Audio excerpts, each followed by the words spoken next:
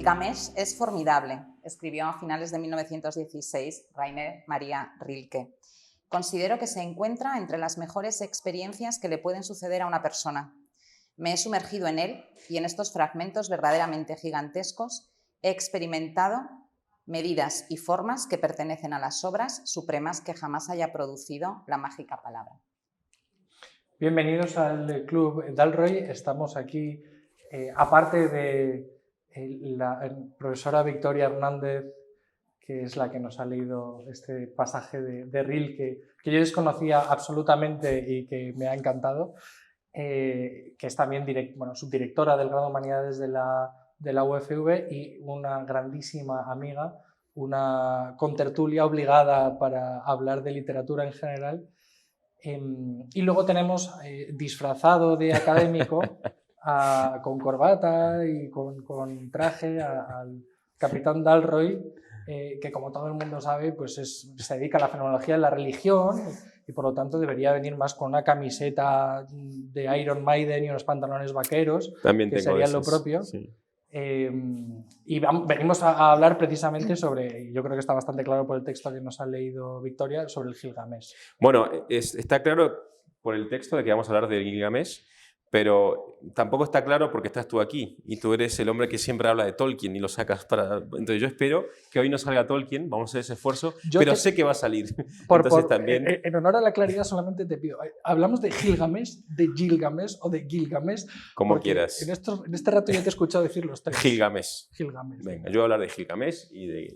Usemos la J española. ¿Qué vamos a hacer hoy? Pues vamos a conversar entre amigos sobre una obra que yo me he empeñado en que salga en este ciclo, porque me pasó al leerla lo mismo que le pasó a Rilke. O sea, me la encontré un día y, vamos, la conocía de referencias, hombre, sí, conocía un poco la historia de este rey, de Uruk, pero fue cuando leí el texto, cuando me hice con este libro, que es la traducción de Rafael Jiménez Zamudio en la editorial Cátedra. Cuando leí el texto directamente traducido de las versiones ninivitas, también con fragmentos del sumerio, del acadio, etc. Pero bueno, una versión crítica y bien traducida de la obra, cuando realmente me pasó lo que le pasó a Rilke, que fue como, no puede ser que una obra que tiene, al menos esta composición ya veremos, pero tiene más de 3.200 años en su forma literaria, me conmueva hasta las entrañas como le pasó al poeta alemán, ¿no? Entonces vamos a hablar de Gilgamesh. Y con esto iniciamos realmente ya nuestro ciclo de grandes obras de la literatura. Y también un sentido que le encuentro a empezar por esta obra, aparte de que es de las primerísimas, es anterior a la Ilíada, es que está todavía en esa frontera con el mito. Ya no es un mito, ya es una obra literaria, ya es una obra que busca expresar mediante la palabra belleza, pero que recoge muchísimas leyendas, mitos, historias que se pierden en el rumor de los tiempos, ¿no? En aquella civilización que además dio comienzo a la escritura, ¿no? Hay una pelea ahí con Egipto, pero la escritura cuneiforme comenzó en torno al 3200, 3000 a.C. en Uruk, precisamente la ciudad donde vamos a encontrar que sucede las aventuras de nuestro rey, ¿no? Entonces yo, antes de pasar directamente al texto, quería pues, plantear con vosotros pues, esta cuestión del mito, porque es importante empezar a hablar del mito antes de pasar a la literatura, ¿no? ¿Qué pensáis? O sea, hay un tema que has comentado que me parece muy, muy importante recalcar. Estamos hablando del nacimiento de las civilizaciones, o sea, estamos hablando de ese paso que se produce en el Neolítico, de una vida que es nomádica, que se basa en la caza y en la recolección, a una vida que ya está, que es sedentaria, en que las personas construyen, se arraigan en una tierra, empiezan a construir ciudades y empiezan a construir todo lo que comporta una ciudad, ¿no? Pensemos en recursos de alimentación, recursos de distribución, de intercambio. Empiezan a aparecer leyes necesarias para regular todo eso, ¿no? Y es muy interesante una cosa que señala Arnold Toynbee en su Historia de las Civilizaciones, que estos grandes procesos surgen en torno a los ríos, que parecería algo muy natural porque pues, un río te facilita mucho las cosas, ¿no? Te permite acceso al mar, te permite una vía de comunicación, ¿no? por barco, te permite el suministro del agua, que es importantísimo para las cosechas y demás. Y sin embargo, hay otro elemento que es muy importante y que yo creo que es necesario entender para captar el espíritu épico de estas epopeyas iniciales, y es que las civilizaciones que prosperan no son precisamente aquellas que tienen los recursos más a mano o que son más ricas en todo lo contrario. De hecho, si lo pensamos, la cultura del Valle del Indo, la cultura del Tigris y del Éufrates, la cultura del Nilo Sí. y la cultura la cultura sínica, ¿no? Allá por el norte de China, eran culturas que tenían muchísimas adversidades meteorológicas, físicas, de territorio, de terreno, de inundaciones, de insalubridad.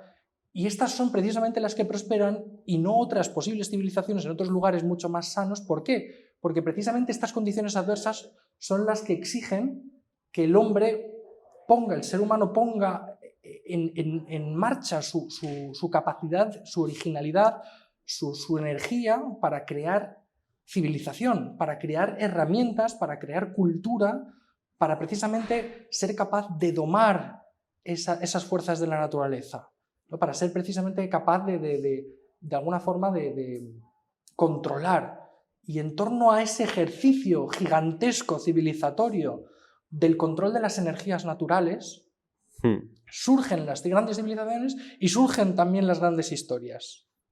Y yo creo que esta intuición es importante, porque precisamente el Gilgamesh, en el fondo, habla de eso, como todos los grandes primeros poemas, hablan de esa especie de enfrentamiento del ser humano con la naturaleza, que muchas veces tiene rostro divino, porque tiene mucho de misterioso, de incomprensible, y habla de ese esfuerzo del ser humano por civilizar, no habla de ese esfuerzo por ser humano por comprender y por ordenar. Sí, y es verdad que justo después, en el proceso de ese hacerse con el caos, de ese establecer el orden, también se genera ese tiempo que deja lugar después de cuando uno ya siembra y tiene que esperar a que se den las cosechas y tal, donde también ahí surge también la palabra. Y además la palabra en la cultura sumeria, luego acadia, es muy interesante porque la primera ciencia en estas culturas, en esta cultura de Mesopotamia, la ciencia consiste en hacer listas.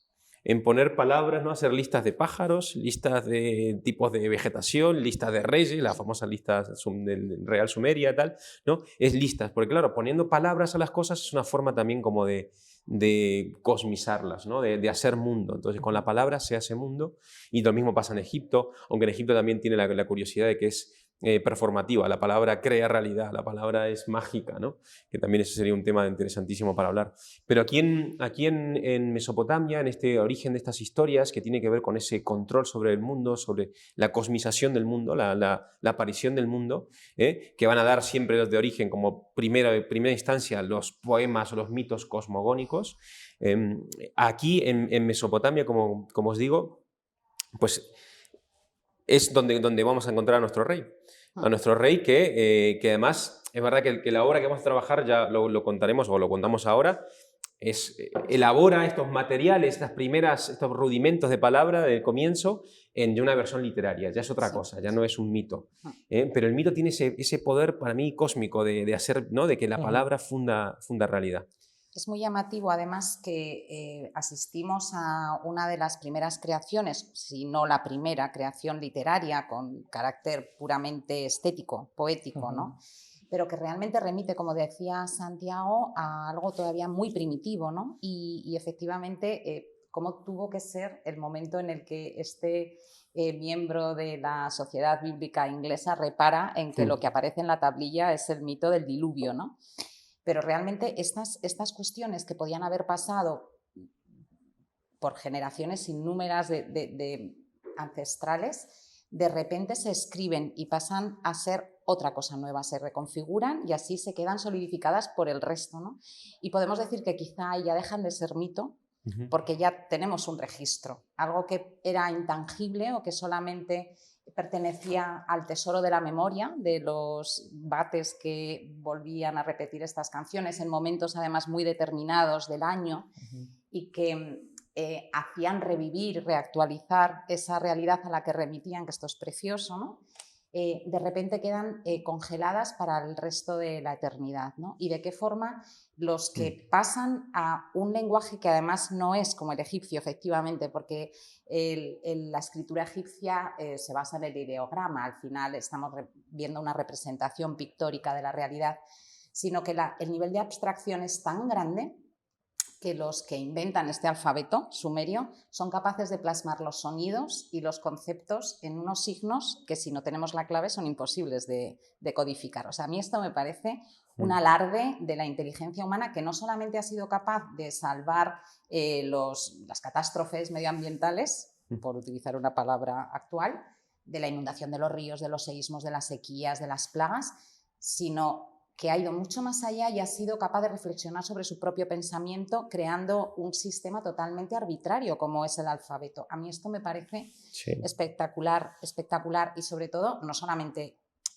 la forma en la que lo consiguen, sino de los temas de los que hablan, que son, por un lado, totalmente ancestrales y primigenios, desde la concepción de la amistad, el intentar vencer a la muerte del ser humano, la contingencia, la enfermedad, el sufrimiento, pero es que nos hablan de cuestiones tan concretas como cuánto tenía que medir el barco que puso a salvo a la humanidad en este gran diluvio, y nos dan unos datos técnicos que seguramente cualquier ingeniero naval seguramente testaría y diría, ole, que esto flota, ¿no? A mí me parece espectacular este poema, bueno, y cualquier otro de los que tenemos a nuestro alcance de esta antigüedad que no deja de fascinarnos.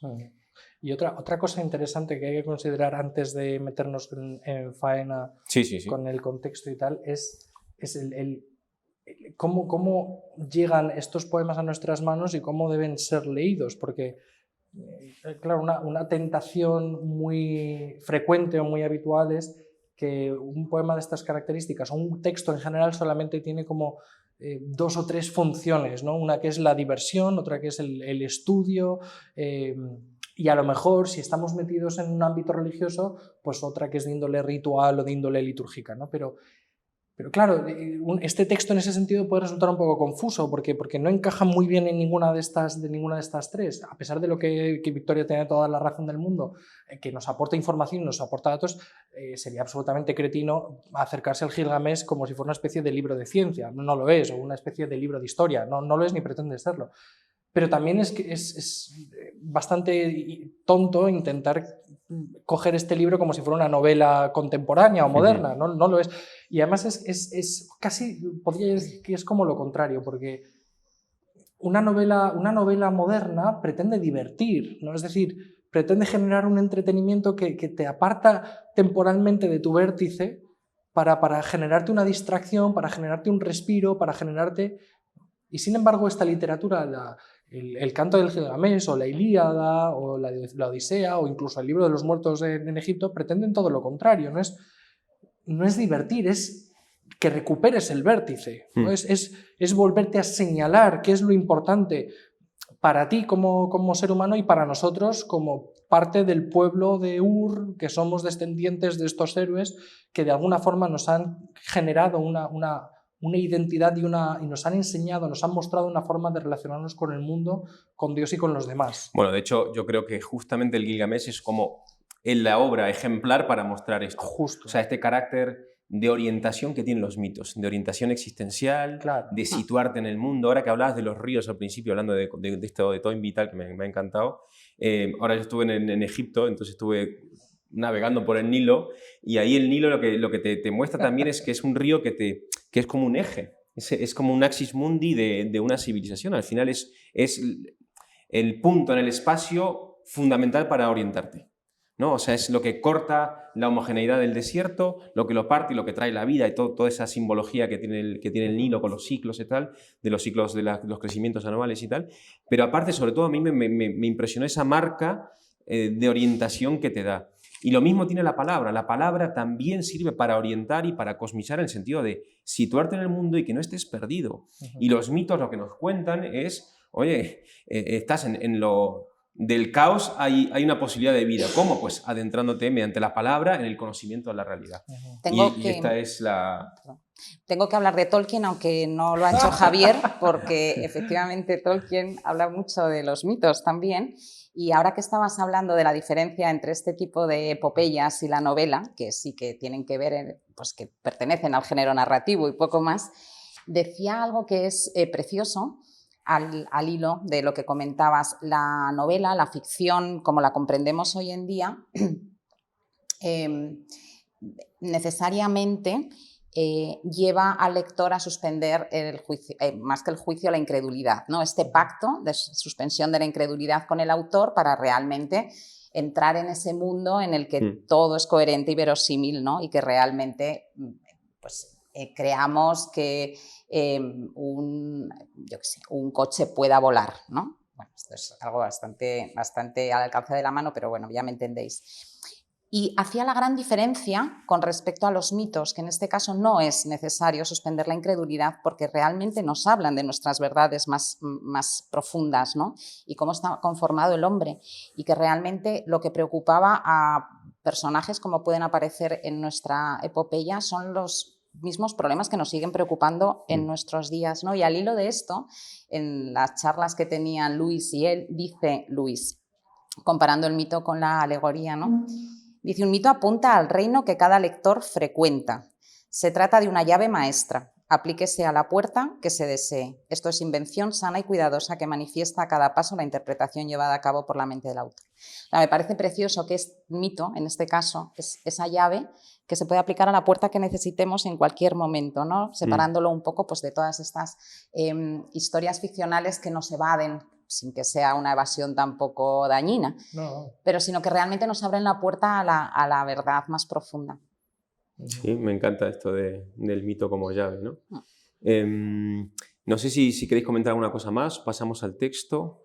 Yo creo que es interesante para entrar en el texto lo que tú decías al principio, que estamos, lo que decía también Victoria, que estamos delante ya de un texto y por lo tanto que se ha perdido, para generarlo, para engendrarlo de alguna manera, se ha perdido esa fuerza vital que lo ha engendrado. Es decir, todo ese proceso oral, civilizatorio, vital, Sí. De gente que durante muchos años ha estado contando esto y ha estado seguramente enriqueciéndolo generación tras generación, añadiéndole cosas, quitándole cosas, ¿no? Ese proceso de depuración histórica que ha ido generando este mito, de pronto se interrumpe en el momento de ponerlo por escrito, ¿no? En el momento de encarnarlo, en el momento ¿no? Y entonces asistimos a un paso que históricamente es muy, muy relevante, que es el tránsito de la tradición oral a la tradición escrita. Que para mí es el verdadero punto de inflexión, no el famoso paso del mito al logos, que entendido como paso del pensamiento simbólico al pensamiento racionalista, que esto no se produce ni muchísimo menos en la antigüedad, si acaso se produce en la modernidad, ¿no? Y no del todo, ¿no? Porque sigue habiendo mito y seguimos viviendo del mito en definitiva, ¿no? Lo que pasa es que nuestros mitos son mucho más cutres que los mitos antiguos. A mí lo que me parece verdaderamente relevante es esto, la proeza de ser capaz culturalmente de tomar la decisión de interrumpir un relato que es propio, que es de nuestra cultura, que es nuestro, y de comprender su importancia para ponerlo por escrito. Y esta importancia, precisamente, nosotros la podemos ver en el hecho de que ha llegado hasta nosotros. Que estamos hablando de un texto de 3000 años, o de antiquísimo, de estos milenios antes de Cristo, y sin embargo ha llegado hasta nosotros. Y sobre todo si lo pensamos de manera en un contexto de relativo, es decir, de cuántos cientos de miles de tradiciones orales, de textos, de historias, de cuentos se han perdido por el camino. Y sin embargo este no. Lo cual yo creo que sí, o sea, que precisamente este nos ha llegado porque es mucho más antiguo de lo que nos ha llegado, lo que dice Javier. Porque al final a mí me parece que el poder arquetípico que tiene, para no irnos tampoco a entender arquetipo de formas raras, sino a mí creo que tiene que ver con que es cómo cuaja o cómo sedimenta la experiencia de muchas vidas vividas a lo largo de la existencia humana de miles de generaciones, que sedimenta en una historia. O sea, se toma forma, se encarna pues en esta historia que conmueve a un escriba del 1200, llamado Sinlechi Unini, que él decide transformarlo en una obra bella literaria y hacerlo, o conmueve a Rilke, o me conmueve a mí, que con Rilke no tenemos nada en común, o sea, que nos separa también mucho tiempo y mucha cultura y mucha diferencia cultural y lo que tú quieras, pero que sigue conmoviendo. ¿Por qué? Porque de lo que habla es algo que tú has experimentado o experimentas en tu día a día, en tu vida, en tu existencia. Entonces, yo creo que a mí me impresionó encontrar cómo puede ser que este señor Gilgamesh viva los hitos que yo mismo he experimentado en el desarrollo, en el despliegue de mi propia biografía. O sea, y por eso, las ediciones críticas están muy bien, ¿eh? Y por perdón aquí los filólogos, las ediciones críticas son estupendísimas. Bueno, y ayudan muchísimo. Ayudan muchísimo y ayudan también para generar una interpretación.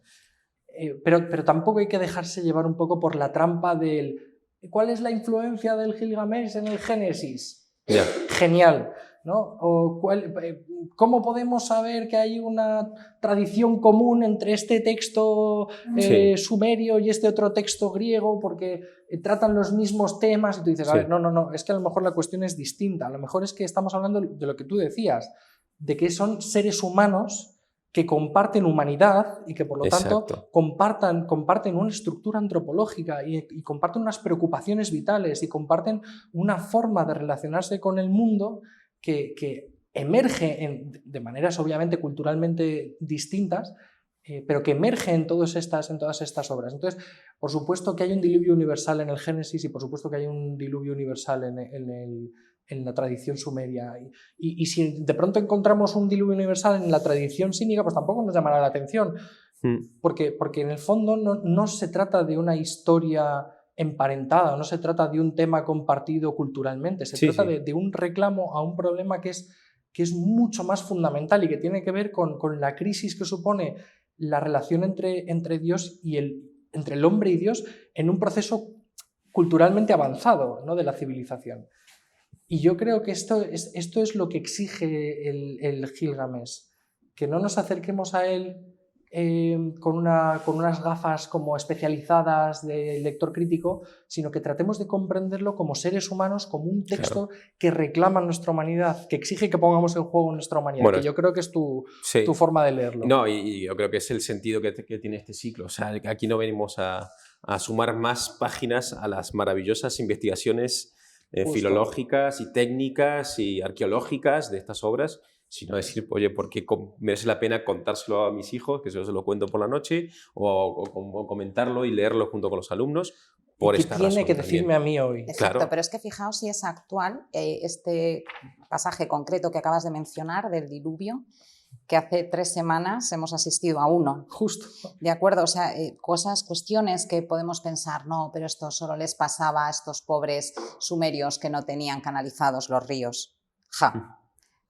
Sí. Entonces, es que es la purísima actualidad porque, como decíamos, son los problemas que aquejan al hombre en cada momento.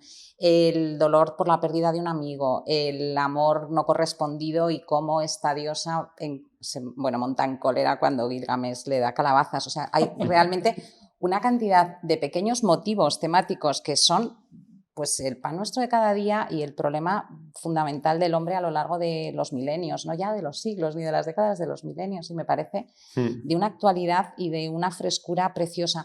Tengo que decir, en favor del alegato de Javier, de dejemos de lado las ediciones críticas. No, yo no he dicho que las dejemos de lado. No, pero bueno, sí. No, yo, en este caso, me encantaría que si tenéis ocasión escuchéis la versión de la traducción al castellano del Gilgamesh en podcast, porque la escuché el otro día, es muy breve, realmente lo que conservamos son menos de 2000 versos, se escucha en aproximadamente 45 minutos con una locución de una voz poderosa de hombre, es el podcast que escuché yo, y tiene una fuerza. La repetición, la literación, es verdad que es una traducción del inglés, de la versión normalizada de este monje. Quiero decir que lo que llega a nosotros es una traducción de una traducción de una traducción, pero realmente la composición de los versos, la incidencia de la riqueza del vocabulario es de verdad una auténtica preciosidad. Entonces recomiendo que además este tipo de composiciones que se crean para ser escuchadas, las escuchéis, o al menos si tenéis la versión crítica, la leáis en voz alta, a grito pelado en casa. Sí, no, y además que de verdad que yo recomiendo mucho la versión de cátedra, que es la que tiene, hemos encontrado que tiene unas notas críticas maravillosas que te ponen en contexto, que te explican tal. Luego también encontré esta obra de Franco D'Agostino, Gilgamesh o la conquista de la Hombre. inmortalidad, en Trota. Está muy bien también, además te cuenta todo la intrahistoria de cómo se descubrieron las tablillas, cómo este empleado del British de repente se puso a jugar con el ninivita o el lenguaje que había, descifra unas cosas, descubre que menciona el diluvio, convoca a la Biblical Society a no sé qué. Bueno, es todo como un entramado súper interesante y divertido, y lo cuenta fenomenal aquí Franco D'Agostino en Gilgamesh, una conquista de la inmortalidad, aparte de meterte también en la cultura mesopotámica. Luego hay otros libros, también hay uno creo que está en Trota, de Joaquín San Martín, que se llama Gilgamesh, de Rey de Uruk, que también está muy bien. Yo me he enterado también de algunas cosas interesantes, de estos sabios que se han dedicado a aprender lenguas semíticas antiguas y se han metido con el ugarítico y han explorado todo esto, y gracias a ellos tenemos esta obra al final. Porque además es una obra que se descubrió tarde, en el siglo XIX. Entonces estuvo como tapada, ¿no? O sea, abultada debajo de las ruinas. Sí que hay ecos del Gilgamesh en otras culturas. De hecho, hay una referencia ahí implícita en las Mil y una Noches. O sea, ha llegado, ¿no?, esos ecos. Pero a la obra como tal la habíamos perdido. Esta obra, que es una obra, y por volver a lo que decía Victoria, literaria en su máximo esplendor. O sea, es de una belleza y de un juego o sea, el lenguaje lo utiliza, las repeticiones, que es verdad que tienen que ver con la oralidad, pero también las fórmulas son bonitas, son bellas. Hay algunos versos que yo he buscado en varias traducciones porque estaba conmovido de la potencia, de la locuacidad que tenía, ¿no?, de las imágenes que transmiten. O sea que sí, completamente de acuerdo con lo que habéis dicho. Y bueno, simplemente por contar algunas cosas formales, son 12 tablillas, aunque la historia empieza la primera y termina en la 11ª. La 2 es como un anexo posterior, parece ser, que nos habla de otra historia de estos mismos personajes, pero son 12 tablillas, son muy pocos versos. Y como es tan breve, yo he pensado recorrerla entera, así como no podremos hacer lo mismo cuando hablemos de la Ilíada. Yo creo que Gilgamesh se presta a recorrerla entera. Estupendo. Y incluso ir leyendo pasajes como más fundamentales de cada momento. A mí me encanta cómo empieza. El primer verso es el que contempló el abismo. Entonces ahí nos presenta al personaje principal y se le llama así: el que contempló el abismo, los cimientos del país, el que conoció, en todo era sabio, Gilgamesh, el que contempló el abismo. Y sigue con esta presentación del héroe. Enseguida, además, hay un pasaje que me gustó muchísimo porque es como una alocución directa que el escritor lanza a sus oyentes, o el que recita, o en este caso Sinleki Unini, este escriba, el que le dice a la gente que está leyendo esta obra: observa ese parapeto que nadie podrá igualar, pisa ya la escalera de tiempos inmemoriales, acércate al Eana. El Eana era el templo de Ishtar en Uruk, ¿no? Es decir, está hablando de aquellas edificaciones que se decía que había hecho este rey. Mira las blancas murallas de Uruk, ¿no?, dice en un momento. Ningún rey futuro, ni hombre alguno conseguirá igualar. Sube y por lo alto de la muralla Uruk haz un recorrido. Observa detenidamente su base, fíjate en su ladrillado. O sea, está hablando de algo que la gente podía contemplar, que la ciudad de Uruk llegó a albergar 80.000 personas, estamos hablando de la antigüedad, muy antigua, y que vamos, una de las primeras grandes ciudades de la historia, que debería ser espectacular, una muralla impresionante que la gente se caería para atrás de lo, ¿no? Entonces está diciendo: fijaos, palpad esto que tocáis, os voy a contar la historia de aquel que levantó esto, aquel que reconstruyó estas murallas, que aunque no consiguió la vida eterna, nos ha dejado este legado, ¿no? Ha dejado un legado que tú puedes experimentar. Lo digo porque al final termina con los mismos versos, o sea, hace de vuelta, nos retrotrae de vuelta al presente y nos dice: volved a contemplar estas murallas que este rey.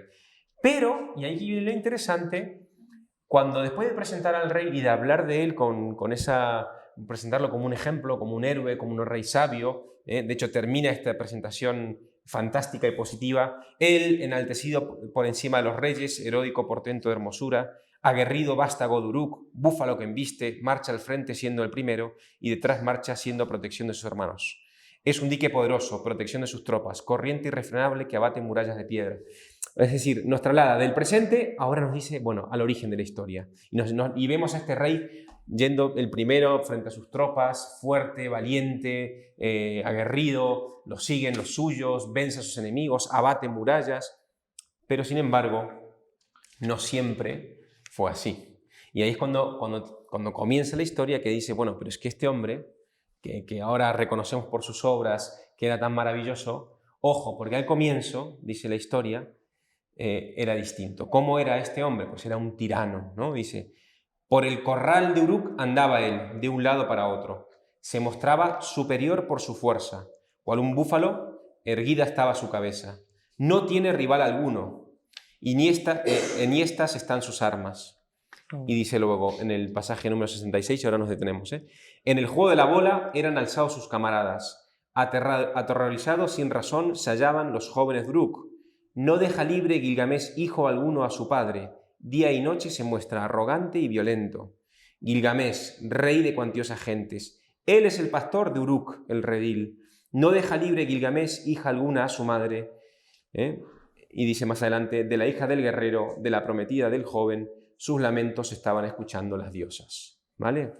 Pues... Hay una cuestión importante que has recitado, pero que no hemos detenido.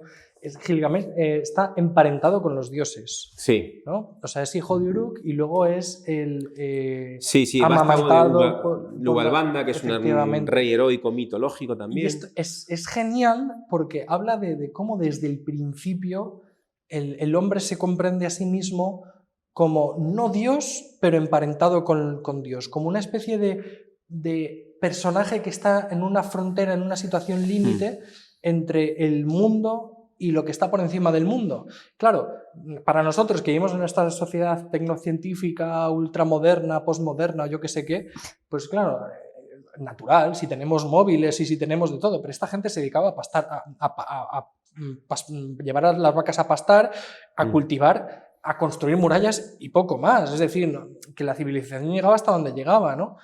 Y sin embargo, el ser humano se reconoce ya como semidivino. Sí. Y en Gilgamesh nos reconocemos nosotros, porque Gilgamesh es el héroe arquetípico y por lo tanto nosotros estamos de alguna manera en él. Sí. No estamos hablando simplemente de Gilgamesh como un personaje en tercera persona radicalmente distinto. No. De hecho, es como la mediación es el espejo en el que nos estamos viendo y es la mediación por la que nosotros comprendemos nuestra relación con el mundo, que es esa situación extraña de casi divino ni propiamente mundano, ¿no? Sí. De hecho, la cosmogonía babilónica, en el Numa Elis, ahí se dice que los hombres están hechos de la sangre de un demonio, ¿no? Del barro, hechos por un dios, pero con la sangre de este Kingu, que era una especie de demonio que fue vencido por Marduk. O en Egipto también, el otro día también leía un texto de no sé si está en el libro de los muertos, no me acuerdo dónde, donde se habla de que los hombres, esto es un mito muy antiguo, que habla de los hombres hemos nacido de las lágrimas de Ra, ¿no? Entonces, al final es una especie de lo animal y lo divino, ¿no? Mezclado ahí, pero también algo trágico también tiene, ¿no? Porque esto de ser descendientes de un demonio, o de la sangre de un demonio, o de las lágrimas del sufrimiento de un dios, pues no deja de tener también ese elemento trágico que vamos a ver que luego tiene cabida. Pero es verdad que es esa aspiración del hombre a algo más, a acercarse a los dioses desde la condición mortal, desde la condición animal y enraizada en la tierra. Y es a intentar explicarlo, incluso no solo de los mitos, sino dejándolo por escrito, que hemos sido capaces de hacer estas murallas, que mira cómo hemos doblegado el río y que mira cómo brilla el oro.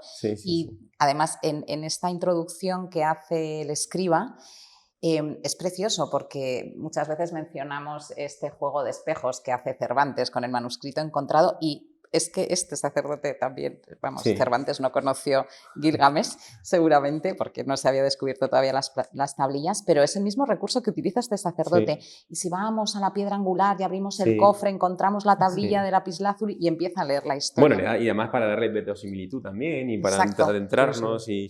Luego está, no me voy a meter, pero tenemos que dedicar un Dalroy a hablar del hombre como animal lúdico por la mención al juego de la bola. Bueno, hay una discusión académica porque el término acadio es puku. Sí. Entonces, en un momento dado, por ejemplo, de Agostino dice que el puku tiene que ver con una especie de tambor de cuero, entonces vendría a ser que Gilgamesh está todo el tiempo llevando a los jóvenes a la guerra y no los deja en paz y los obliga a luchar.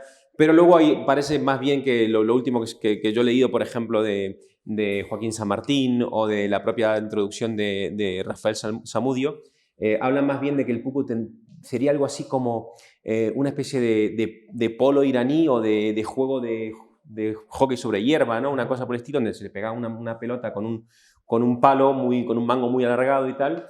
Entonces, claro, la interpretación es muy graciosa porque si él y sus colegas eran alzados por los jóvenes de Uruk, es que utilizaban de montura a los jóvenes de Uruk. Es una forma de hablarnos que este tío era un tío que hacía bullying, era un bully, ¿no? O sea, pero que un matón. En cualquier caso es significativo que hablamos de civilización y hablamos ya de un contexto en el que se juega.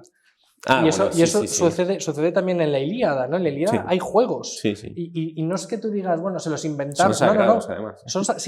Y están institucionalizados. O sea, no se los están inventando así de pronto. No, estos son costumbres que vienen de antiguo. Entonces, lo cual es muy significativo, ¿no? El ser humano, desde el primer momento del que tenemos nosotros noticia, escrita al menos, tradición escrita, el ser humano jugaba.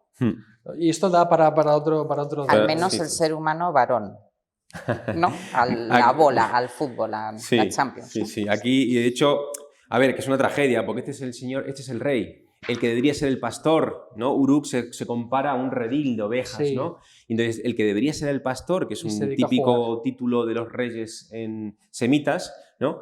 Debería estar velando por sus ovejas, por su pueblo, y sin embargo abusa de ellos, abusa de los jóvenes, los tiene aterrorizados, es arrogante, ¿no? Y al mismo tiempo dice, y a las chicas, pues, bueno, se acuesta con todas, ¿no? No deja ni una con cabeza. Entonces las mujeres las jóvenes, no deja hija alguna al guerrero, hija alguna al marido, al padre. O sea, es un hombre que realmente yo cuando leo esto y lo explico a los alumnos, digo siempre que tenemos un ser humano que está incapacitado para la vida social. O sea, él que debería ser el rey y el ejemplo, está incapacitado porque no tiene delante un prójimo. El otro simplemente es un medio para sus fines. O sea, él quiere entretenerse, pues empleo al otro para burlarme de él, para golpearlo a mi gusto, tal. O veo una chica que para descargar mis pasiones sexuales, pues, ¿no? Entonces, de repente, el otro se convierte simplemente en un objeto de mi disfrute. Entonces, no tiene un prójimo. Lo cual es muy interesante porque vamos a ver que la obra es una obra de iniciática. Claro. Nos ofrece un camino de iniciación, de descubrimiento del valor de la comunidad, del bien, de los valores. Entonces, claro, todos somos un poco Gilgamesh en la adolescencia, cuando estamos centrados en nosotros mismos, en nuestro ombligo, ¿no? En la primera infancia. O sea, yo siempre le digo a uno de mis hijos, a Felipe, le digo, tío, es que no tienes empatía, siempre estás pensando en que lo que tú quieres ser, lo que tú... Bueno, porque es normal, es un proceso, ¿no? De la conciencia donde... Tenemos un momento de ser nosotros el centro del mundo, el ombligo del mundo, el ónfalos, el axis mundo, y somos nosotros. Pues no, esto es un problema, ¿vale? ¿Cómo hacemos para salir de ese estado? El poema sigue, las mujeres de Uruk se quejan ante las diosas y en un alarde de feminismo primitivo crean estas diosas, la diosa Aruru, la diosa madre, crea a Enkidu. Enkidu o Enkidu, que es este otro héroe, el otro protagonista de la gran obra, que dice así, en la estepa ella, se refiere a la diosa madre, creó a Enkidu, el héroe, un retoño del silencio, nudo fortalecido por Ninurta. La totalidad de su cuerpo estaba cubierta de pelos, tenía anudados los cabellos como una mujer. Él no sabe ni qué son las gentes ni qué es un país. Unos harapos viste como Shakán, Shakán es el dios de los animales, el dios de lo salvaje, ¿no? En compañía de las gacelas mordisqueaba la hierba. Junto a la manada en los abrevaderos se apelotonaba, en compañía de las bestias su corazón se regocijaba con las aguas. Es un hombre bestia. Otra forma de hablar de la niñez, ¿no? Cuando uno ve a un niño comer de 2 años, pues dice, animal, toma este cubierto, ¿no? Y poco a poco lo va civilizando. Pues aquí tenemos a Enkidu, que es el otro protagonista, y es un salvaje. Tampoco está capacitado para la vida social. Es muy bonito, además, que el contrapeso que proporcionan los dioses como solución a la tiranía de Gilgamesh es un ser primitivo, un buen salvaje, que realmente siendo un animal o teniendo más parte animalesca que humana, va a contrarrestar lo que de animal tiene también Gilgamesh, porque realmente lo que le ocurre a Gilgamesh es que no controla sus instintos más animales, ¿no? Ve a una chica y o sea, quiero decir, no es capaz, efectivamente, como un adolescente, ¿no?, de sujetar sus pasiones, ¿no?, sus vicios. Sí, de dominarse, de un autodominio. Es como, si lo piensas, es como el espejo de Gilgamesh, en cierto modo, porque es también un poco como lo contrario. Exacto. Gilgamesh está incapacitado para lo social a pesar de estar civilizado, ¿no? Porque participa en la civilización, comprende las cosas, conoce y demás. Sabe lo que es un país. Como justo. En cambio, este hombre más bien es como la representación del mito del buen salvaje de Rousseau, ¿no? Que no está capacitado para la vida social porque es un salvaje y, sin embargo, está junto a las gacelas mordisqueando hierbas, junto a la manada, en compañía de las bestias, su corazón se regocijaba con las aguas. O sea, que te da la sensación de que es un tipo con buen natural. O sea, mientras está animalizado, está en potencia. Efectivamente, pero mientras el Gilgamesh hay un como desorden moral a partir de su civilización, en cambio en Enkidu es al revés. A partir de su no civilización parece que hay una tendencia hacia un orden moral y, en cierto modo, yo creo que por eso también van a encajar las piezas del puzzle. Totalmente. La historia, de hecho, nos va a llevar a ese encuentro donde esos alter egos se vayan a mirar como en un espejo, ¿no? Pero hay un proceso que se da primero en Enkidu. Ese proceso civilizador se va a dar en Enkidu. Entre medias aparece una figura que es un cazador, que a mí me encanta porque es el tema del umbral, de los intermediarios, ¿no? De un Hermes ahí que es un mensajero.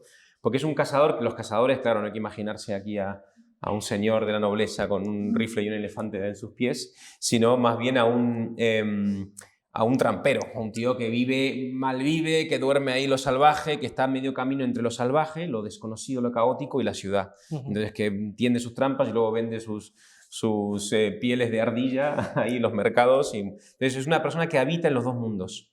Y esa persona que habita en los dos mundos, el cazador, es el primero que va a reconocer a Enkidu, ¿no? Lo va a ver y se quedará aterrado, dice, ve algo inhumano, ve algo sobrenatural, ¿no? Entonces, finalmente, por hacerlo rápido, va a correr y se lo va a decir a Gilgamesh. ¿Y qué le va a decir a este narcisista adolescente egocéntrico? Pues le va a decir, oye, que he encontrado a un tío más fuerte que tú, básicamente, ¿no? Entonces, cuando tú le dices a una persona como Gilgamesh arde en deseos de enfrentarse a Enkidu y vencerlo. Él quiere que se dé el encontronazo para superarlo. ¿Cómo que hay alguien mejor que yo? ¿Cómo que hay alguien que es más admirado que yo? ¿Vale? Para este tío que está...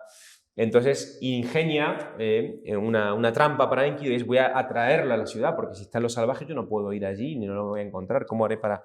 Y entonces envía a una mujer. Como esto yo os he contado, que esto se lo cuento a mis hijos por las noches, yo siempre digo que envió a la princesa Samhat. La princesa Samhat es una prostituta que envía el rey a seducir a Enkidu y llevarlo, ¿no?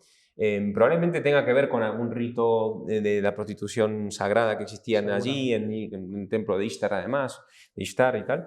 Entonces, en cualquier caso, va Samhat con el cazador y allí, al aparecer Enkidu, se quedan los dos y tiene un encuentro sexual, pero que me parece muy interesante lo que ocurre después, ¿vale? Porque allí es como el primer reconocimiento de un otro que se da en Enkidu. O sea, Enkidu entra en el mundo a través del reconocimiento de la mujer como un otro, ¿vale? Distinto pero común. Dice: una vez que se sació del placer que ella le proporcionaba, dirigió de nuevo su rostro a su manada. Las gacelas vieron a Enkidu y echaron a correr. La manada de la estepa se alejó de su contacto. Había manchado Enkidu su cuerpo tan puro. Rígidas habían quedado sus rodillas al tiempo que huía su manada. Mermado quedó Enkidu. En su correteo no era ya como el de antes, pero él poseía discernimiento. Amplio era su conocimiento, ¿vale?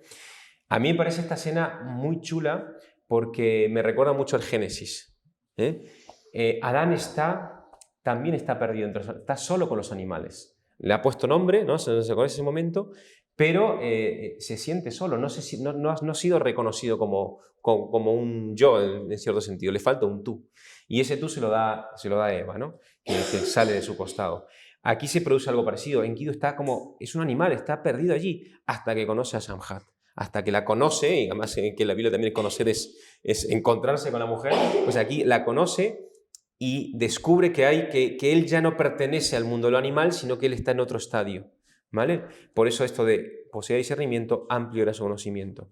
Y además hay una cosa que dice el texto, no lo tengo aquí en esta selección, pero está aquí en el completo, que es que enseguida se sentó debajo de Samhat. Y Samhat le empezó a enseñar. Y ya Samhat le empieza a enseñar con la palabra y lo empieza a instruir y le empieza a hablar y a enseñar el lenguaje y, entre otras cosas, se hace como hacemos con los niños, le contamos historias. Pero fíjate que es muy razonable que sea una prostituta, precisamente porque si, de no ser una prostituta, Gilgamesh le habría mandado a Enkidu la semilla de la civilización, porque de la unión del hombre y de la mujer surge la familia, y la familia es la base de la civilización, la base de la tribu, ¿no? Entonces, en vez de estar tendiéndole una trampa para tratar de traerlo a su ciudad, le estaría dando la herramienta y la semilla para fundar una nueva ciudad independiente. Porque esto es interesantísimo. Yo creo que de esto tiene conciencia el poeta, ¿no? Que la civilización viene sobre todo por el papel mediador de la mujer. Es decir, que la civilización depende de la familia y la familia depende de la mujer, que es la que da estabilidad, que es la que da la que genera el vínculo de la tradición, la que permanece de alguna forma en el hogar, sí. Y es la que es capaz de dar vida. Y la que acoge al que viene de fuera, que es también una simbología muy propia de la feminidad. Y la que da la vida, sí, ¿no? Sí. O sea, de ella depende la vida de la tribu y la vida de la civilización, de su fertilidad, de la fertilidad. Sí. ¿No? Entonces, y por eso tiene que ser una prostituta. Sí, no, además más adelante no lo vamos a leer porque sería ya leer todo, pero hay en la maldición de Enkidu, más adelante hay una maldición donde se pone en evidencia y el lector descubre las formas de prostitución en la antigüedad, porque se hablan de varias formas, hay varias como formas de prostitución, y la absoluta condena de la mujer que se dedica a la prostitución. Es una mujer que está desarraigada, que las mujeres rechazan, que no puede tener familia, o sea, claro. Todo esto que tú dices surge luego, o sea, que sí que tiene mucho sentido que esto sea una trampa, ¿no? Sí. De hecho en ese fragmento que dice que no vamos a leer, en la maldición, dice que tu hogar sea la pared de una taberna. Sí. Que es terrible. Terrible. No se puede desear un mal peor, ¿no? A un enemigo. Luego se retracta, porque estaba sufriendo. Pero eso es verdad que la piedra clave en este encuentro que tiene con la prostituta es fundamental el cómo aprende a hablar. O sea, de repente se civiliza o pasa a ser parte de ese pueblo que no va a ser una ciudad ajena, una civilización ajena, a través de la palabra, porque dicen también en un momento del poema que deja de entender el lenguaje de los animales. Él se comunicaba con estas gacelas con las que correteaba y pastaba y demás, y cuando se gira a ellas lo miran asustados aquí, ¿no? Se van, porque no lo entienden, ya no entienden lo que les dice. Dice, dirigió de nuevo su rostro a su manada, las gacelas vieron a Enkidu y echaron a correr, ¿no? Se van. Ya se rompió el reconocimiento, porque ya es otra cosa. Es muy bonito. Luego también hay un verso que a mí me conmovió mucho, porque en ese momento, cuando ella le empieza a descubrir el mundo, mediante estas historias, le habla de Gilgamesh, le habla de Uruk, le habla del palacio, le habla de tal. Y Enkidu, escuchando esto, dice en un momento, yo he buscado dos traducciones distintas, una de ellas dice, su corazón se estremeció, ansiaba un amigo, y la otra traducción dice, su corazón ahora sabio buscaba un amigo, que es la traducción que dice Samudio, ¿no? Pero su corazón se estremeció, ansiaba un amigo, claro, porque aquí Enkidu ya está civilizándose, ya está empezando a entrar en la humanidad y ahora lo que quiere es un amigo. ¿Y un amigo qué es? Es una lección de libertad, ¿no? Entonces ya está aspirando a la libertad. Él quiere ser un ser humano total, que es un ser humano libre. ¿Quién es libre? El que tiene amigos. El que puede fundar relaciones basadas en la elección, en escoger a alguien y en tener una vida una relación que es absolutamente libre, que ya no es servil, que ya no es... ¿Vale? Entonces me parece muy, muy interesante. Por ir más rápido... Gilgamesh al mismo tiempo hay como un traslado, ¿no? La cámara se traslada al palacio y nos cuenta que Gilgamesh está soñando, sueña además con que los astros caen sobre la ciudad de Uruk y van a dejar como una huella, ¿no? Está una premonición de lo que va a venir, porque ya sabemos que se van a encontrar estos dos personajes. Hasta que se encuentran. El proceso civilizador de Enkidu sigue porque Samhat lo lleva a vivir con los pastores, y allí Enkidu bebe cerveza, que es la bebida nacional del mundo mesopotámico, y come pan en una mesa con los pastores. Entonces esa comida también liberal, donde uno se alimenta no ya de las hierbas del campo, sino de la ciencia humana, de este conocimiento que se ha ido transmitiendo durante miles de años, y es la elaboración del pan o la cerveza, que lo terminan de civilizar. Se viste ya, come, pero un día encuentra un hombre que está caminando, está yendo a Uruk, vestido bien vestido, que sorprende a Enkidu. Enkidu le pregunta a Samhat, ¿eso qué es? ¿No? Siempre está como los niños pequeños, ¿eso qué es? Entonces hablan con él y les dice que está yendo a una boda, pero que va muy triste porque ahí hay un rey, que es un tirano, que reclama la primera noche de la novia. ¿Quién es este rey? Pues ya sabemos que es Gilgamesh, el tío que no tenía, vamos, no se cortaba un pelo. Así que Enkidu, que ya está civilizado, pues su sentido de la justicia clama al cielo, dice, pues yo voy a detener a este señor, y se dirige a Uruk y se pone en la casa nupcial. Lo cual es genial, porque la casa nupcial es seguramente el lugar de ceremonias religiosas donde se une el hombre y la mujer, y Enkidu se pone justamente en la entrada. Y cuando va a entrar Gilgamesh, le pone la patita, ¿no? Y no lo deja pasar. Entonces esa es una pelea de adolescentes de la ESO, típica, que cualquier profesor de la ESO lo ha visto, donde uno quiere entrar y el otro no lo deja entrar. ¿Hasta qué pasa? Pues que se lían a golpes. Dice, Enkidu en la puerta de la casa nupcial atravesó sus pies. No permitía a Gilgamesh entrar. Se agarraron el uno a otro en la puerta de la casa nupcial. Se batieron en plena calle, la calle principal del país. Temblaron las jambas de la puerta, el muro se estremeció. Se agarraron y como un toro doblaron sus espaldas. Se arrodilló Gilgamesh, en la tierra estaba su otro pie, se apaciguó su furor y se retiró. ¿Vale? Y aquí me parece un momento clave de la historia, un momento de anagnórisis, diríamos algo así, ¿no? De donde hay una verdad que se descubre, porque es cuando realmente surge la aparición del prójimo, del otro. Es cuando, ¿no? Además, la forma en que lo describe a mí me parece fabulosa, porque están así, ¿no? Están luchando, empujándose mutuamente, y de la fuerza, o sea, de repente Gilgamesh encuentra a alguien que se le resiste, que le dice, tú no me vas a utilizar como tú quieres, tú no me vas a emplear como un medio para satisfacer tus pasiones o lo que fuese. Yo te ofrezco resistencia. Esa resistencia hace que Gilgamesh tenga que él mismo hacer un gesto de arrodillarse para contener la fuerza de Enkidu. Se arrodilla con un pie, entonces queda como en una actitud de reverencia, postrado ante el otro. ¿Vale? Entonces es un dejar que el otro entre en mi vida. O sea, eso es el verdadero descubrimiento del otro. Entonces yo me tengo que hacer una herida, hacer una fuerza en mí mismo para dejar que habite dentro de mí otro, el amigo, ¿no? Y ese es el gran descubrimiento de Gilgamesh. Y el descubrimiento de su propia insuficiencia. Un hombre que está acostumbrado a salirse con la suya siempre y que de pronto descubre que no puede. Claro. ¿No? Y esto le sitúa en una posición de vulnerabilidad, de dependencia frente al otro. Y ahí surge la oportunidad. Cuando tú estás por encima, eres un tirano, claro. no se da la oportunidad de que se dé la sociedad, porque no se da la oportunidad de la verdadera dependencia.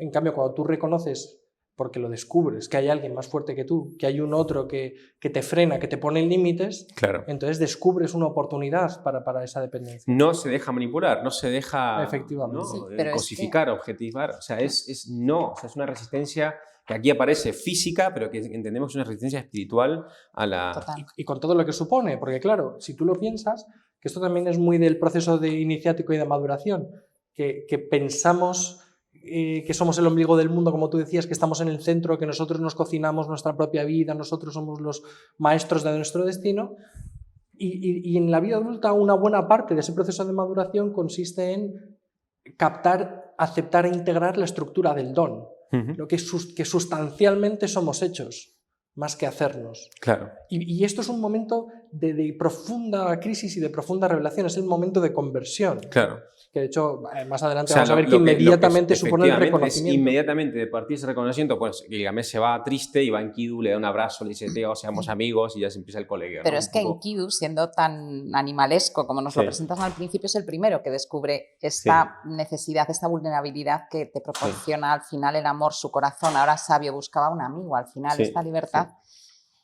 te lleva al amor. O sea, realmente esta amistad de la que han corrido también ríos de tinta es la manifestación primera del amor, y se da cuenta primero Enkidu, y luego es en este postrarse que hemos dicho cuando Gilgamesh se va triste porque se da cuenta de que no no está completo, le falta algo, lo han doblegado. En este Sí, caso, sí, sí, alguien totalmente ajeno, sin que él supiera que era su contrapeso, ¿no? Y que lo habían creado los dioses precisamente para que se humanizase todavía más. Y es preciosa esta escena cuando finalmente se hacen amigos para toda la eternidad, Sí, ¿no? sí, no, y además lo primero, a partir de entonces se produce un giro en la historia y la historia comienza realmente, porque la gesta heroica comienza aquí. Es en esa amistad donde entienden que tienen que hacer algo por Uruk, algo también para dar gloria y fama a sus nombres y a esa amistad que de repente se sabe como, ¿no? Que es el momento de la juventud, ese éxtasis de la juventud, que te puedes comer el mundo y que sales adelante, que, ¿no? Que tienes ya ya sabes, ya empiezas a saber quién eres porque el otro te lo ha descubierto y entonces te lanzas a conquistar el mundo y es lo que hacen los amigos. Y entonces van a hacer una serie de hitos, el mayor de los cuales consiste en doblegar, en acabar con el monstruo que custodia el bosque de los cedros, que es un tal Umbaba, que es una figura mítica que devoraba a los hombres, que no dejaba a los pobres ciudadanos de Uruk coger madera que tanto necesitaban ahí del Líbano.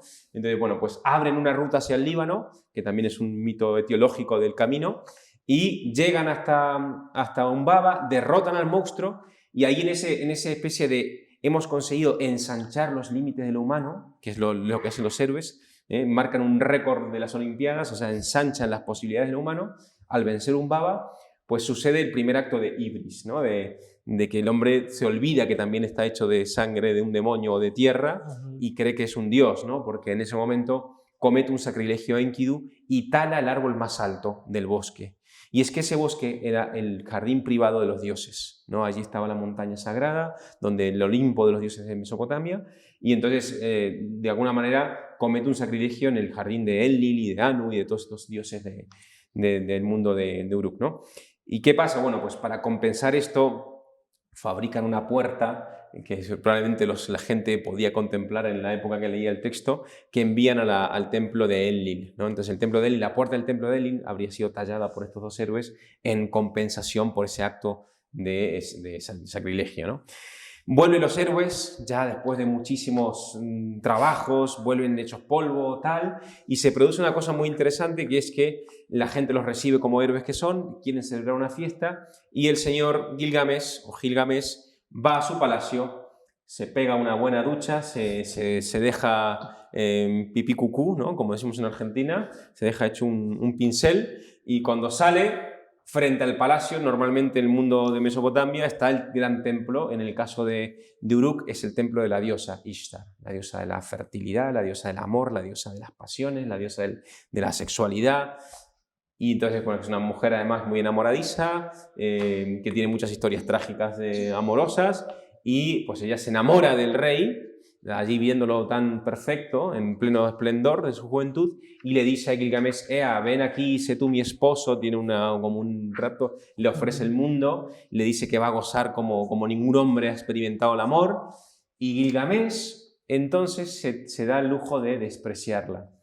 Pero a mí me interesa remarcar que el desprecio viene por lo que o sea, está justificado. Y es que Gilgamesh en ese momento empieza a airear, a decir públicamente, a decirle: mira, yo no me voy a casar contigo, yo no me voy a unir a ti aunque me prometas el mundo, porque así tratas tú a tus amantes. Entonces empieza un recorrido por los mitos de Ishtar, los mitos trágicos, donde a un amante lo convierte en un árbol, al otro lo vuelve loco, al otro no sé qué. Entonces, claro, ¿quién es Ishtar? Pues es una mujer que se encapricha con un mortal, lo utiliza hasta que se cansa y se deshace. Básicamente lo que hacía Gilgamesh Lo que hacía previamente antes él, de sí. descubrir al prójimo. O sea, es un amor sin prójimo, es decir, no es un amor, es un abuso, es un uso. Un uso y un abuso, ¿vale? Del otro. Entonces Gilgamesh dice: yo no quiero ser eso. La diosa evidentemente aquí se airea. Aquí tenemos otro arquetipo de la señora enfadada, que es muy peligroso, porque esta mujer va a ir a decirle amenaza a toda la corte celestial de que si no le entregan el toro celestial, el toro celeste, para matar y destruir Uruk y acabar con Gilgamesh, ella va a provocar una especie de apocalipsis zombie, porque va a ser que los muertos salgan de sus tumbas y devoren a los vivos, y entonces dicen: calma, calma, mujer, toma, llévate aquí al toro celeste, y que acaba con Gilgamesh. Así que tenemos el segundo momento heroico, muy, muy rápido. El toro, pues nadie lo puede refrenar, los jóvenes de Uruk no pueden enfrentarse a él, y se produce una especie de toreo antiguo, de Plaza de Toros, en el cual Enkidu tampoco puede, pero junto a Enkidu y Gilgamesh consiguen derrotarlo. Enkidu lo coge por detrás y Gilgamesh finalmente lo atraviesa, y además la imagen es muy explícita, es muy... Es un rejón. Sí, totalmente. O sea, parece una plaza de toros. Y finalmente, en ese momento que han vencido ya la amenaza total de destrucción del mundo, de vuelta a los héroes han estado a la altura, y tenemos el segundo momento de Ibris, donde ahora sí, sin justificación alguna, Enkidu insulta a la diosa.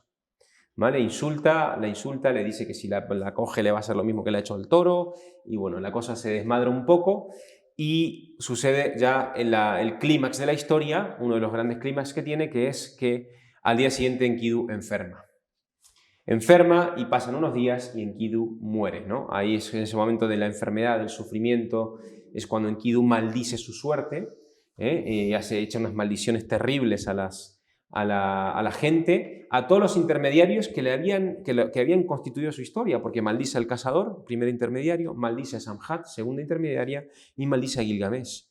Y ahí es el dios el que tiene que intervenir, el dios que ha sido testigo de la gesta heroica, que es el dios del sol, Shamash, que le dice: espera, Enkidu, si tú maldices esto, lo que estás maldiciendo es la totalidad de tu vida. Tú tienes vida y tienes biografía precisamente por las personas con las que te has vinculado, aunque hoy tu vida acabe, ¿no? Entonces, mejor bendícelas, porque si tú tienes una vida y un reconocimiento y tienes un nombre y no eres un animal perdido en la manada, es por estos que tú has maldecido. Así que Enkidu bendice a cada uno de estos personajes. Sí, es espectacular mi tema, se llama así, ¿no?, a los motivos temáticos que aparecen en los mitos, en el que vemos el pecado como origen de la muerte también, ¿no?, como una enfermedad real, en este caso física, y este pecado que Enkidu, bueno, el pecado más grande, ¿no?, que quizá es insultar a la diosa, ¿no?, aunque previamente había sido un sacrílego y había, por así decirlo, transgredido todas las normas, ¿no? Y realmente muere además entre terribles sufrimientos. Es una preciosidad comprobar de qué forma también esto está muy arraigado, ¿no?, en todas las tradiciones, porque el pecado al final del alma no deja de ser, ¿no?, una repercusión en el propio cuerpo, en nuestra carnalidad, y él sufre además terriblemente. Y es precioso también cómo en ese horror, en esa desorientación absoluta, sigue pecando, y tiene que intervenir el Dios, ¿no?, para recordarle que todo lo bueno que ha experimentado en su vida precisamente se lo han dado a los mismos que está maldiciendo. No sé, o sea, me parece pues un final muy trágico, en este caso para Enkidu, que era el salvador y el que había puesto orden en toda esta vida desordenada de Gilgamesh, este final aparentemente tan trágico. Y luego hay otra cosa que nos hemos saltado un poco antes, pero que para mí es fundamental y que está en todos estos grandes cantos, que es la cuestión de la justicia. O sea, el decir, es que talo el árbol y hay una injusticia, y hay una injusticia que tiene que ser subsanada, porque si no, las cosas acaban mal. Y esto está en el corazón de las civilizaciones antiguas, porque está en el corazón del ser humano, ¿no? Hay una lógica de distribución de los bienes que no tienen solamente que ver con los bienes económicos de subsistencia de las familias, sino que tienen también que ver con los bienes universales, con el mundo, y también con los dioses. Entonces, claro, si yo talo un árbol sagrado, tengo que construir una puerta para el templo, ¿no? Porque son como un bien que yo quito de carácter divino, lo tengo que subsanarlo, tengo que pagarlo con otro bien de carácter divino. Claro, el problema es que cuando tú ofendes a una diosa, cuando tú maldices a una diosa, ¿cómo se puede subsanar eso? Y esto a mí me parece brillante que aparezca desde este primer canto, o sea, desde el de Gilgamesh, porque evidencia que hay una desproporción estructural entre lo divino y lo humano, y esto aparece en la conciencia del ser humano desde el origen. Has hecho algo que no eres capaz de reparar, que está más allá de tu capacidad, ¿no? Y esto lo veremos también en la tradición homérica y en las tragedias, ¿no? Por ejemplo, con el Prometeo encadenado. ¿No? O sea, tú no puedes satisfacer el pecado que has cometido. Y por eso hay una hibris que es gravísima porque atenta en contra de la naturaleza del orden del mundo, ¿no? Tú no estás hecho para maldecir a los dioses. Y por lo tanto has contravenido una ley primordial, fundamental, y ahora tienes que acarrearte, las consecuencias pues son las que son, ¿no? Sí, sí, y sobre todo lo que tú dices que me gusta es que no puedes pagarlo. O sea, que nada de lo que tú hagas puede compensar, ¿no?, ciertas faltas. Esquilo dirá que solamente un Dios puede compensar. El hijo de un Dios. El hijo de un Dios Sí. puede compensar, ¿no? Pero no nos vamos a meter por ahí. Sí, Hércules lo dejamos para otra cosa. Sí, bueno. y las imágenes que hay ahí. Luego, bueno, entonces muere Enkidu y ahí se produce también, se produce para mí el gran descubrimiento de la humanidad. O sea, una de las claves del humano.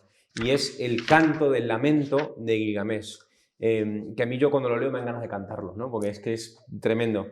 Ahí se desgarra las vestiduras, se llena de ceniza, ¿no? Hace un gesto como de verdaderamente de haber perdido algo fundamental, radical.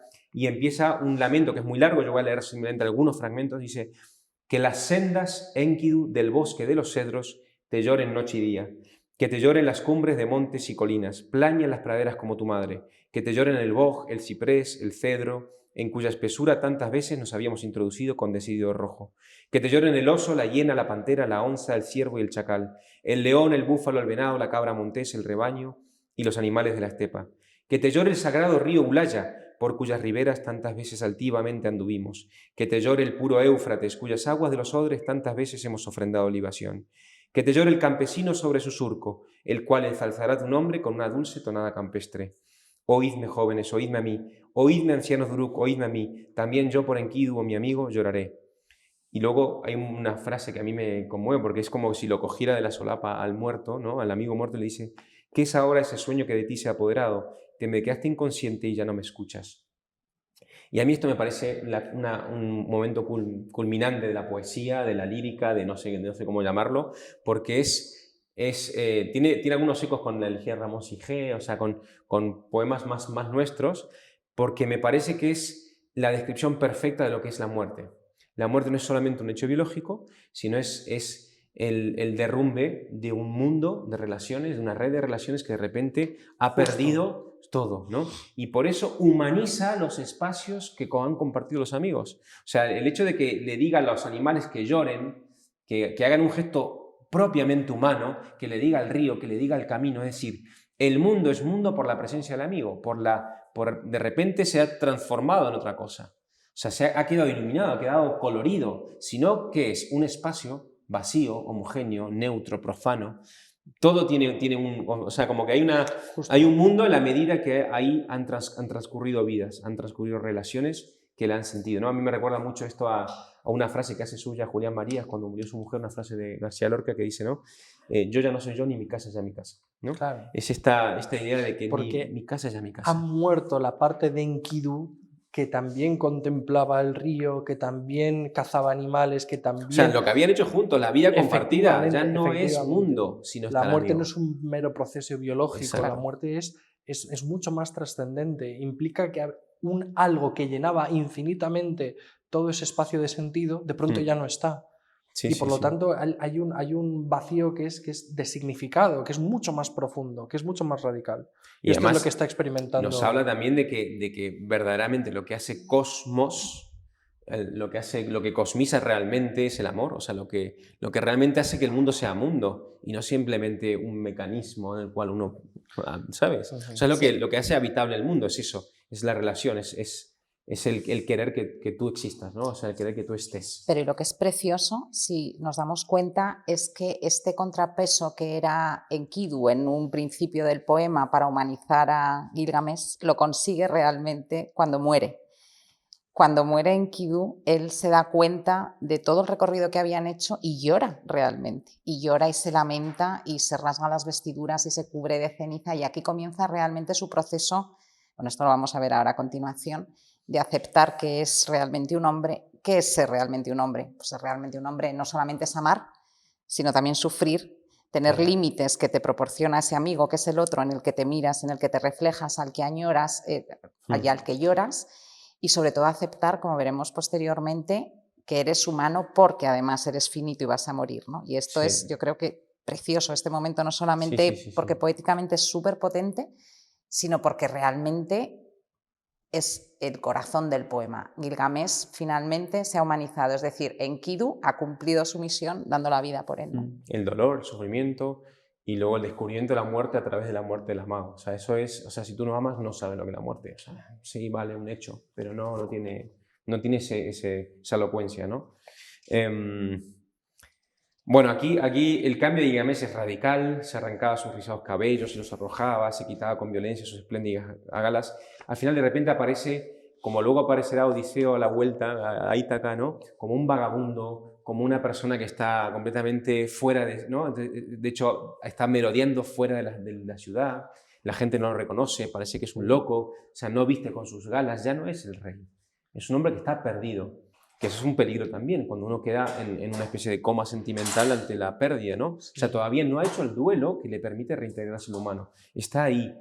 Y ahí es cuando, como lo que decía Victoria recién, ¿no? Capta que él también es humano. Dice, moriré también yo, a partir de estamos en la tablilla 9, ya queda menos. Moriré también yo y no seré como Enkidu. La angustia ha penetrado en mi interior. Sentí pánico de la muerte y ahora recorro la estepa. Y dice, hacia Utnapishti, el hijo de Ubartutu, la senda he tomado y con presteza me encamino. A los pasos de montaña he llegado una noche. Vi leones y en verdad sentí pavor. Lo cual es genial, porque primero dice que está de repente, va a buscar a la única persona del mundo mesopotámico que alcanzó la inmortalidad, que es este tal Utnapishti, que es el Noé mesopotámico, que ha alcanzado la inmortalidad según lo que saben estos hombres. Así que va a buscarlo porque él también quiere ser inmortal. Él no quiere morir como ha muerto su amigo. Y es genial porque después de haber vencido a un baba, al toro celeste, de ser el tío más guay del instituto, de repente ve unos leoncillos y se muere de pavor y se esconde, ¿no? Entonces de hecho, las imágenes de Gilgamesh normalmente, no sé si lo habéis visto, está cogiendo como un gatito o un león, ¿no? Sí. O sea, es que ha dominado el miedo, ¿no? Ha vencido el terror, ¿no? Y lo salvaje. Bien, aquí ya voy a saltarme, voy a ir muy rápido. Hay todo es realmente el segundo acto, la búsqueda de la inmortalidad, lo lleva a vivir un montón de ritos iniciáticos, tiene que atravesar una montaña, pasar por unos hombres escorpión que matan con la mirada, pasa una serie de aventuras, finalmente llega a una especie de jardín de las delicias, maravilloso, y ahí tiene un encuentro con una tabernera mítica que se llama Siduri, que yo creo que merece la pena leerlo y comentarlo, porque recuerda mucho a cierta literatura pesimista egipcia, por ejemplo, o cierto, bueno, en fin. Vamos a leerlo. ¿Lo quieres leer tú, Victoria? Sí. Que he leído ya mucho yo. Sí. Bueno, se encuentra con esta tabernera, le instruye sobre el siguiente paso, cómo pasarse la siguiente pantalla y demás, pero antes de eso hace una intervención que yo diría que es el primer carpe diem de la historia. Sí. Bueno, es todo lo primero, porque es la primera obra que conservamos, pero cuando le dice ¿dónde vas, loco, buscando la inmortalidad? Eso solamente pertenece a los dioses. Le dice esto, Gilgamesh, pero ¿hacia dónde estás corriendo? La vida que persigues no la encontrarás jamás. Cuando los dioses crearon a la humanidad, ellos reservaron la muerte para el hombre. La vida eterna conservaron en sus manos. Por lo que a ti respecta, Gilgamesh, llena tu estómago. Diviértete día y noche. Haz fiesta todos los días. Baila y canta día y noche. Que tus vestidos estén siempre limpios. Lávate la cabeza, báñate con agua. Contempla tiernamente al niño que te coge de la mano y que tu esposa no deje de gozar sobre tu pecho. Este es el destino de la humanidad. Pero entonces, bueno, en fin, un decálogo de bien vivir, ¿no? Sí, pero fijaos que a mí me parece que la cosa es, de hecho, a mí me parece que hay ecos muy claros de la Odisea también en todo esto, ¿no? Desde la promesa de la diosa de inmortalidad y demás, hasta las pruebas que hay que pasar, iniciáticas y demás, el ser reducido, despojado del carácter heroico y reducido al vagabundo y al mendigo. Y aquí lo que dice Siduri, que es, es que tú no estás hecho para inmortalidad, tú estás hecho para estar abrazando a tu mujer y dando la mano a tu hijo. Sí. Que esa es la verdadera inmortalidad del ser humano. O sea, el permanecer en la perspectiva precristiana, el permanecer en el recuerdo de aquellos que te quieren. O sea, y en el fondo, el testimonio de Enkidu nos llega a través de Gilgamesh, por mediación de Gilgamesh a través de la tradición mesopotámica, ¿no? Pero pero que hay algo de decir, lo que tú tienes que hacer es volver a casa, estar con tu mujer y tener un hijo. Hay un carpe diem, pero hay un carpe diem que... Es una propuesta inmanente de una vida, de que efectivamente. el sentido de la vida se encuentra viviendo. Exacto. Viviendo así. Sí, sí, no, pero un carpe diem bien entendido. Sí, o sea, sí, como, sí, exacto, o sea, lo por que eso te quería toca hacer la ahora. distinción, Sí, que no es un carpe diem No, de no, no, no. viva la vida loca, que No, vamos a morir mañana. no, No. Es un no. carpe diem de aprende cómo tienes que vivir Exacto. como ser humano. O sea, contempla tiernamente al niño que te coge la mano. O sea, esa escena es brutal, espectacular. es brutal. Y efectivamente, entonces, igual la trascendencia es mediante el hijo, mediante la familia, mediante el arraigo. Pero sin embargo, Gilgamesh lo vive como una tentación. O sea, él está empeñado en la inmortalidad, porque podría volver y decir, oye, qué sabias palabras, qué propuesta, oye, pues mira, a pesar de la muerte uno puede encontrar el sentido viviendo, pero yo quiero la inmortalidad. Entonces sigue su camino. Ahí va a atravesar las aguas de la muerte, los ríos de la muerte, no sé cómo se llaman, con un barquero también mitológico.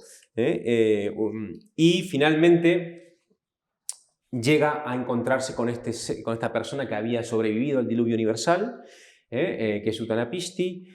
Utnapishti le dice que no, que eso fue un regalo exclusivo para él y su esposa de los dioses, que no, nadie más lo puede tener, que él no puede dar la inmortalidad a nadie. En cualquier caso, insiste tanto el chaval que le hacen una prueba totalmente sencilla, que es pues, mantenerse despierto unos días. Gilgamesh se duerme al segundo y entonces, bueno, pues finalmente no pasa la prueba. Y entonces, bueno, cuando se está yendo, la mujer de Utnapishti le dice, oye, que se va el chaval un poco triste, que ha venido hasta aquí después de todo esto para nada.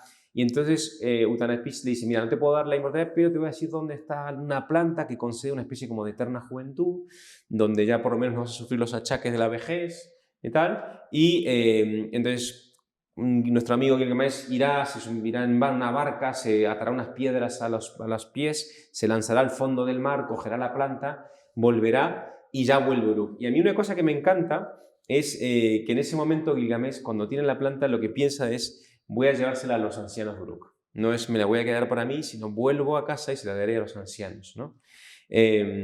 Antes de haber realmente recibido la verdadera enseñanza, la verdadera sabiduría, que es cómo hay que vivir a través de todo este periplo vital, que además aquí os había aparcado un texto que no lo leí, pero que me encanta, que dice, el ladrón ha tomado con fuerza mis entrañas, en mi alcoba está sentada la muerte, allí donde fijo mis ojos, allí está ella la muerte. O sea, ya sabe que la muerte es el destino, ya se ha reconciliado con esa posibilidad ineludible, o necesidad, mejor dicho, y ahora vuelve, pues bueno, pues vuelve con esta intención de llevar un bien a los suyos, y el tío que era incapacitado para la vida social, de repente vuelve como rey.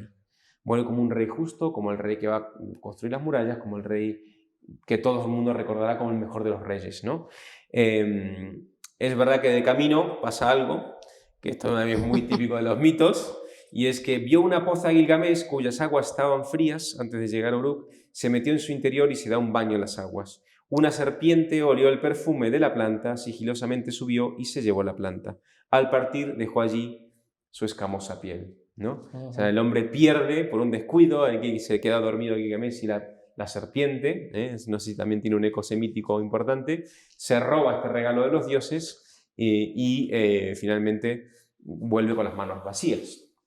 Pero bueno, ahí está la cuestión, no vuelve con las manos vacías, ¿no?